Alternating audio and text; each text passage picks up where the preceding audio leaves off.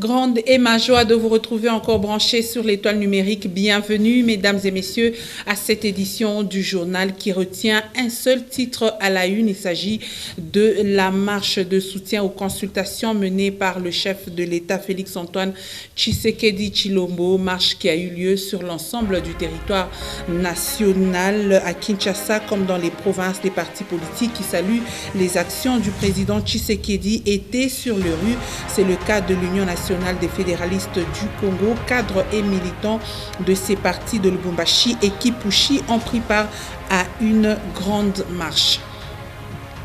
Je le disais tantôt au sommaire, chose promise, chose faite. L'Union pour la démocratie et le progrès social et d'autres partis qui soutiennent les actions du chef de l'État Félix-Antoine Tshisekedi Tshilombo ont marché ce samedi 14 novembre dans plusieurs provinces pour soutenir les consultations initiées par le président de la République à Kinshasa. Des centaines de militants ont pris part à cette activité, sillonnant différentes avenues de la capitale pour chuter vers l'esplanade en face du stade des Martyrs, leur point de chute. Pendant ce temps, au Kasaï, c'est des centaines de personnes qui arboraient des drapeaux de l'Union pour la démocratie et le progrès social et des partis alliés, et même de l'AFDCA de Bati qui ont pris d'assaut les rues de la ville de Chikapa pour soutenir l'union sacrée de la nation. Les consultations, c'est la victoire de tout le monde, c'est la délivrance de notre peuple. Voilà le message lancé par UDPS et alliés à travers cette marche de soutien aux consultations initiées par le chef de l'État Félix-Antoine Tshisekedi Tshilombo. Restons toujours sur ce chapitre. L'Union sacrée vient de voir le jour dans le Grand Katanga. Ce samedi 14 novembre 2020, l'UDPS, la SCOUD, l'UNC et l'UNAFEC viennent de réunir leurs forces pour soutenir les consultations initiées par le président de la République, surtout accompagner sa vision. Un élément sera élaboré avant la fin de cette édition, où ça sera dans nos prochaines interventions. Et dans la matinée, l'honorable Eric Mutandala était à Kipushi où il a drainé une foule immense aux côtés des cadres d'autres partis politiques qui soutiennent le président de la République. C'est au cadre de l'UNAFEC. Kipushi a pris part à une marche de soutien aux consultations, une marche qui a pris plus de 3 heures et qui a débuté par l'entrée de la cité de Kipushi pour chuter par la place de la Tribune. Regardez. Kipushi, à travers son leader charismatique Eric Mouta, aux couleurs de son nouveau parti politique, l'Union nationale des fédéralistes du Congo, soutient non seulement les consultations menées par le président de la République pour la création de l'Union sacrée, mais aussi toutes les activités de son mandat. C'est entre autres ce que l'on pouvait lire sur les calicots portés par les membres de l'UNAFEC dans cette marche de soutien. Les quartiers Tcha-Tcha-Tcha, Maïlamen, Jekamine, la cité Betty et le centre-ville de Kipushi ont tous vibré au rythme de cette marche sous l'impulsion du dignitaire d'État Mouta qui fait encore preuve de sa popularité dans ce territoire. D'autres partis politiques tels que l'UDPS, l'UNC et la SCOUD se sont aussi associés à cette manifestation. Ildefonse Kibwe est président fédéral de l'UDPS Kipushi. Nous soutenons le travail que le président Félix est en train d'abattre en créant l'Union sacrée. Après un bref entretien à la place de la Tribune, ce cadre de l'UNAFEC, rodé dans les stratégies et tactes des partis politiques, a rejoint l'équipe UNAFEC de Lubumbashi que conduisait le patriarche Antoine Gabriel Kingwakumwanza. Ici, le message de Eric Mutandala est clair. Nous sommes d'accord avec les consultations, nous sommes d'accord pour l'union sacrée de la nation. C'est pour démontrer au président de la République que le souverain pontife de Kipushi est avec lui dans tout ce qu'il est en train d'entreprendre. Nous demandons à toute la population de Kipushi, la population à l'unanimité, de soutenir le président de la République, de soutenir son mandat et de soutenir ses activités. C'est de cette façon que ce dignitaire d'État et au cadre de l'UNAFEC Kipushi promet par son dynamisme d'accompagner le chef de l'État au travers ce parti politique qu'il a accueilli à cœur ouvert. Et nous changeons de chapitre à présent pour parler de la santé, le personnel infirmier et le diabète. Tel est le thème de la journée mondiale du diabète qui se célèbre ce 14 novembre à l'échelle mondiale. Le but primordial de cette célébration est de susciter une prise de conscience au sujet de cette maladie chronique. Un focus de Merveille Congolo. La journée mondiale du diabète est une occasion pour les associations membres de la Fédération internationale du diabète, des prestataires de soins de santé et des personnes atteintes de cette maladie d'organiser un grand nombre d'activités qui sont ciblées vers une variété de groupes tels que des émissions de radio et de télévision, des manifestations sportives, des tests de dépistage gratuits, des réunions d'information du public, des campagnes d'affichage, ainsi que des ateliers et expositions sur le diabète dans environ 150 pays du monde. En Afrique, le diabète a tué plus de 300 000 personnes selon les projections. La communauté internationale célèbre cette journée avec pour objectif de susciter une prise de conscience au sujet de cette maladie chronique. Cette prise de conscience est particulièrement importante dans la région africaine où plus de la moitié de 19 millions de personnes vivant avec le diabète ignorent qu'ils sont malades. Ainsi, le thème retenu pour cette année est « Le personnel infirmier et le sont malades ». Ainsi, le thème retenu pour cette année est « Le personnel infirmier et le diabète ». Celui-ci est inclus dans ce thème car il joue un rôle central dans la prestation continue de soins aux personnes souffrant du diabète. Cette journée, organisée par la Fédération internationale du diabète et soutenue par l'Organisation mondiale de la santé, est la principale campagne mondiale de sensibilisation axée sur le diabète et se tient chaque 14 novembre de l'année. Une autre journée qui se célèbre ce 14 novembre 2020, c'est la journée des musées, initialement prévue au 18 mai de chaque année. C'est pour des raisons de crise sanitaire due au Covid-19 que cette journée a été repoussée à ce jour. L'objectif de cette journée est de diffuser l'importance des musées, nous dit Ben Kaembe.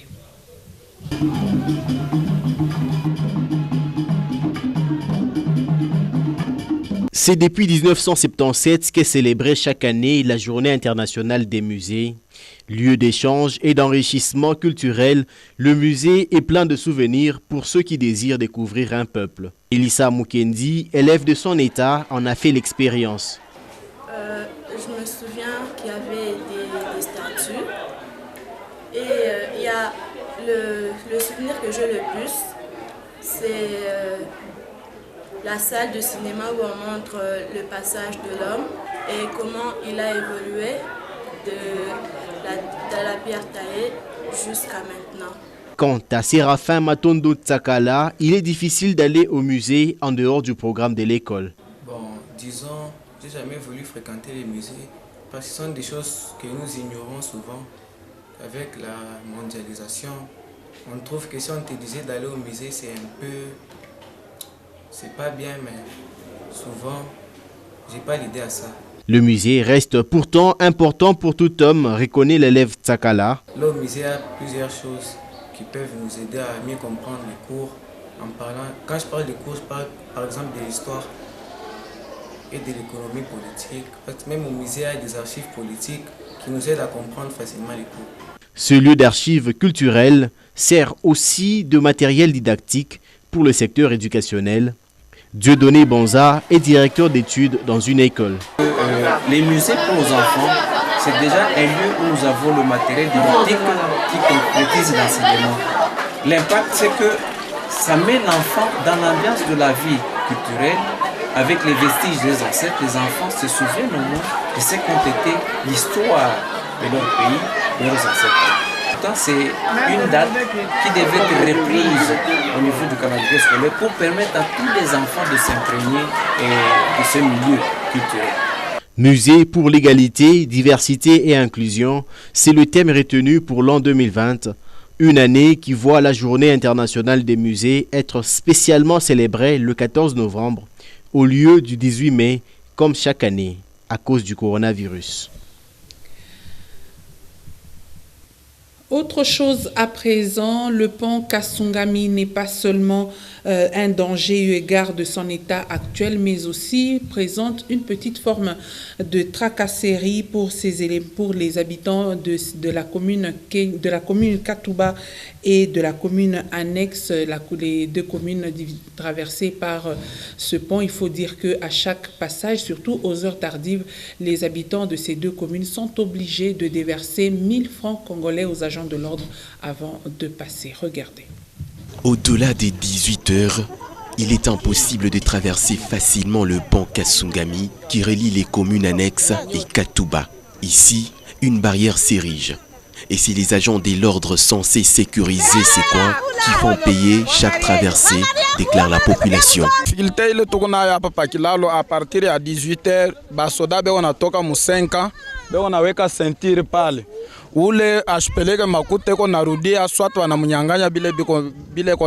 C'est inquiétant et surprenant au même moment. Le pont Kasungami se transforme en barrière de péage sous les semblants des autorités communales. Et puis, pour kutambuka hapa, il faut peleka makuta. Ile makuta tuko na peleka. Depuis tulianza kupeleka il y a 3 ans. Hapa ni kilalo kietu et puis ni tracasserie kwa ba policier na bala beko ya barrière hapa. Jo tracasserie na pita. Huko napia kutambuka kwa ngambo njo tambuka ukilalo. Huko basuda bana shimama mumichi huko ngambo na wengine huko ngambo. Sasa ukitoka kule pale kule banaanza kufia mifuko kama una telefoni wanabeba, kama tena una makuta wanabeba. D'abord, son état laisse à désirer. Malgré ça, sans argent, pas de passage. Pakupita paka 18h nenea inapashwa paka upeleke eko Kaloko Njoville. Kama una nayo utarudia kule unatoka. Kilalo kina déranger bantu sana, kina déranger sana kama unapita pa Mangaribi il faut bandu kuripisha makuta 18 ndo napita. Ukifika 21 paka makuta tatoa wapi? Hakuna magaje to atumiki. Impuissante devant ces faits, la population de quartier 5 ans et Kasungami plaide pour une intervention urgente du gouvernement provincial. Nommé en octobre dernier, le nouvel aumônier provincial des scouts catholiques du Grand Katanga a été présenté aux scouts de Lubumbashi. La cérémonie a eu lieu au cours d'une messe d'action de grâce, une messe qui était organisée en la paroisse Saint-Athanase du quartier Bel-Air. C'est un reportage de Michel Maillot.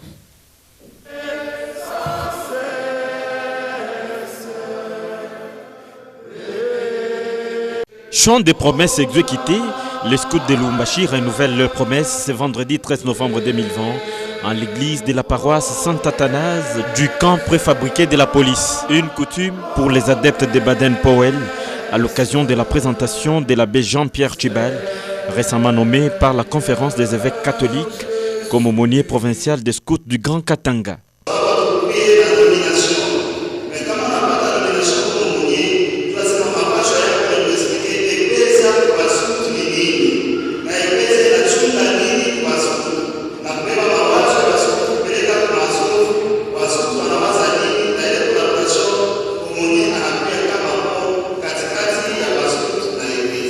C'est M. Justin Kimpoto Kalabo, commissaire provincial des scouts du Katanga, qui a lu les décrets de nomination de la conférence ecclésiastique de Lubumbashi. L'Assemblée épiscopale de la province ecclésiastique de Lubumbashi a ses pères ainsi représentée par son président, son Excellence, Monseigneur Jean-Pierre Tafunga, archevêque métropolitain de Lubumbashi, a nommé le révérend abbé Jean-Pierre Chibal Moche, prêtre de l'archidiocèse de Lubumbashi, comme aumônier provincial des scouts catholiques pour un mandat de 5 ans. Une nouvelle saluée par les responsables et les jeunes scouts de Lubumbashi qui ont rendu grâce au Seigneur au cours de la messe. À cette même occasion, les scouts ont fait des prières pour les repos des âmes de ceux d'entre eux qui sont morts en plein confinement.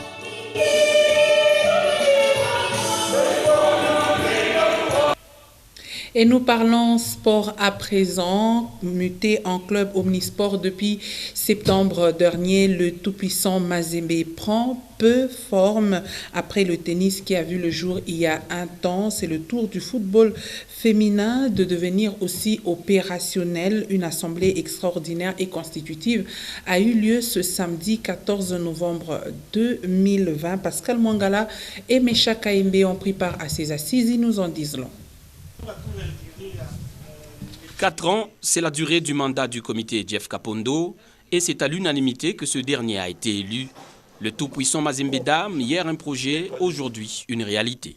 Moi, dans l'équipe Mazembe, je compte réaliser des grands rêves, par exemple remporter le trophée même ailleurs. J'aimerais beaucoup m'entraîner pour être meilleur et aussi aller jouer dans des pays étrangers, remporter aussi les coupes, faire aussi la fierté de mon pays.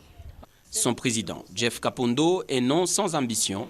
Au-delà du souci d'encadrer efficacement les jeunes filles, vendre cher les couleurs de Mazembe comme le font les corbeaux masculins est aussi sa priorité. Et nous pensons qu'avec les appuis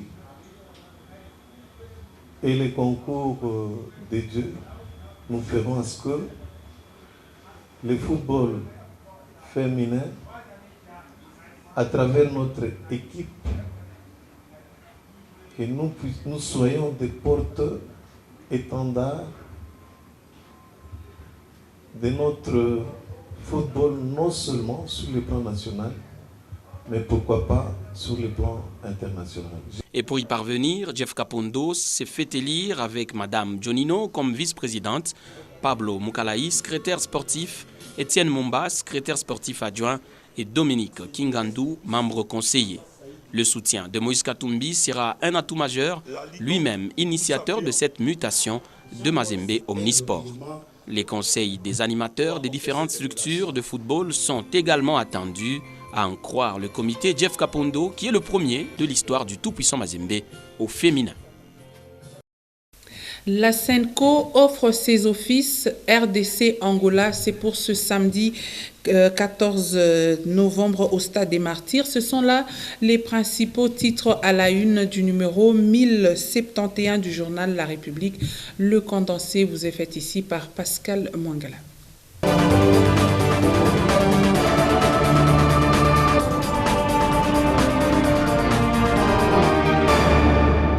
Crise politique, FCC cache, la SENCO offre ses bons offices et la une du numéro 1071 du journal La République paru ce vendredi 13 novembre 2020 à Kinshasa. Bienvenue à tous à votre lu pour vous sur votre chaîne. Contrairement à ses habitudes de donner les détails sur la dernière page, c'est sur la page 3 que le confrère argue. Les rapports n'ont jamais été bons entre les partis en coalition pour la gestion du pouvoir.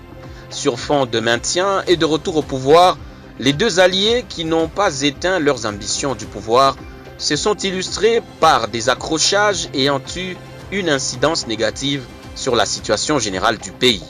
Afin d'éviter un remake de crise politique au pays, les prélats catholiques ont entrepris de désamorcer la bombe. Les évêques de la Conférence épiscopale nationale du Congo, SENCO, qui ont préalablement échangé avec le président Félix Tshisekedi dans le cadre de ces consultations, ont rencontré l'ex-président de la République, Joseph Kabila. Bien que rien n'a filtré de cette rencontre, il n'est pas exclu que les échanges aient tourné autour de l'impératif de conduire le pays vers l'orbite de développement. Sûr que les prélats catholiques avaient prévenu le chef de l'État sur leur déplacement de Kingakati et qu'ils ne pouvaient pas manquer de transmettre à leur interlocuteur la position de Félix Tshisekedi. Justice sur la page 2, Janine Mabunda attendue au Conseil d'État le 18 novembre. La présidente de l'Assemblée nationale, Janine Mabunda, est attendue le 18 novembre courant au Conseil d'État pour y être entendue suite à la plainte déposée contre le bureau de cette chambre législative pour violation des textes. En effet, selon le député national Fabrice Puela, le bureau que dirige Janine Mabunda n'a pas respecté les dispositions du règlement intérieur sur le délai à observer pour présenter le rapport financier de la session ordinaire de mars. Du côté de l'Assemblée nationale, on juge la démarche de Puela irrégulière. Invité par le comité des sages de l'Assemblée nationale, l'élu de Matadi s'est montré déterminé à aller jusqu'au bout de cette initiative. Les militaires appelés à demeurer unis derrière le commandant suprême est à lire sur la page 12. Les forces armées de la République démocratique du Congo FARDC appellent tous les militaires congolais à demeurer unis et disciplinés derrière le chef de l'État.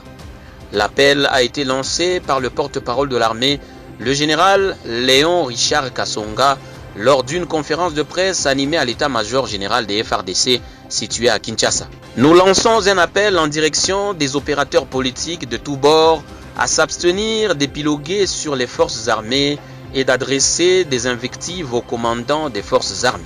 Cet appel veut un réel avertissement car l'armée est apolitique, a indiqué le porte-parole des FARDC. Délocalisation de l'état-major, à en croire le général Léon Kasonga, il s'agit d'une suite logique d'un processus entamé depuis plusieurs années. Il a affirmé que cette démarche s'inscrit dans le cadre de la réforme initiée pour la professionnalisation de l'armée. Enfin, le sport sur la page 11.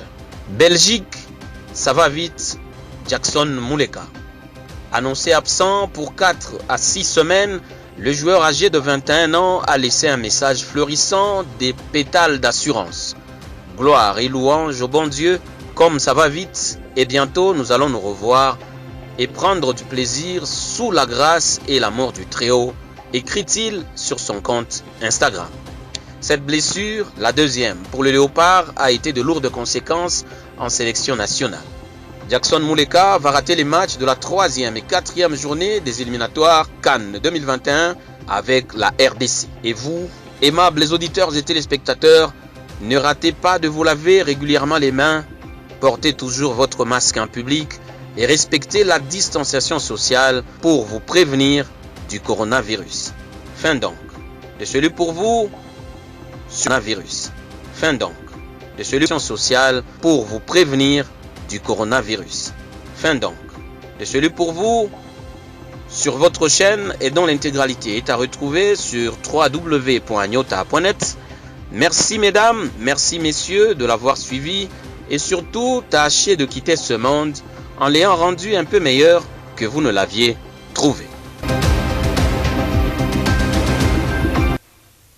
Et vous étiez si nombreux à nous suivre. Merci pour votre fidélité, aimables téléspectateurs. C'est la fin de cette édition du journal. Grand merci également à la rédaction de Agnota Radio et Télévision pour la réalisation de cette édition du journal. Bon week-end à vous tous. Mon plaisir sera celui de vous retrouver dans les 6 prochains jours.